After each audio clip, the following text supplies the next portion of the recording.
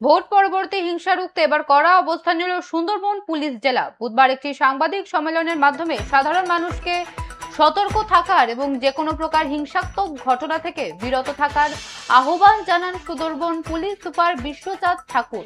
শান্তি বজায় রাখতে এলাকায় কড়া নজরদারি চালাচ্ছে পুলিশ ও সিআরপিএফ এর যৌথ বাহিনী।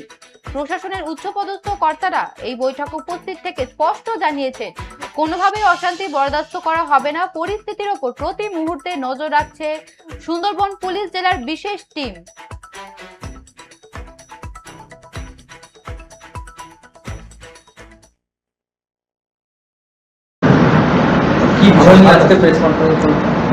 মূলত সুন্দরবন জেলা পুলিশের পক্ষ থেকে আমরা একটা বার্তা দিতে চাইছি। সেখানটাতে সুন্দরবন কাকদ্বীপ মহকুমার প্রতিনিধি রয়েছেন, ডিস্ট্রিক্ট ফোর্স কোঅর্ডিনেটর সিএপিএফ উনিও আছেন। আমরা একটা মেসেজ যেটা কনভে করতে চাই যে শান্তিপূর্ণভাবে ভোট হয়েছে, পোল খুব শান্তিপূর্ণভাবে মিটেছে। এরপরে এখন পোস্ট পোল সিচুয়েশান, মানে ভোট পরবর্তী সময়ে যাতে কোনো রকম হিংসাত্মক ঘটনা না ঘটে সেই জন্য প্রশাসন,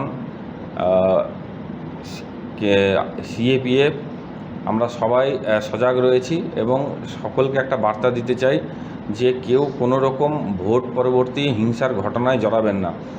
ভোট পরবর্তী হিংসার কোনো ঘটনাকে বরদাস্ত করা হবে না। তা যাদেরকে পাওয়া যাবে যে এর মধ্যে জড়িত আছে তাদের এগেনস্টে খুব স্ট্রিক্ট আইনগত ব্যবস্থা নেওয়া হবে।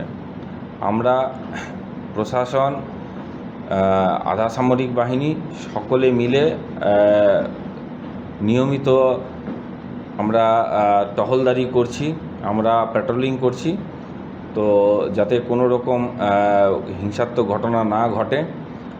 তো সেটার উপর যে তারপরেও যদি কেউ এরকম কোনো ঘটনার সঙ্গে জড়িত পাওয়া যায় তাদের এগেনস্টে কিন্তু কঠোরতম আইনগত ব্যবস্থা নেওয়া হবে।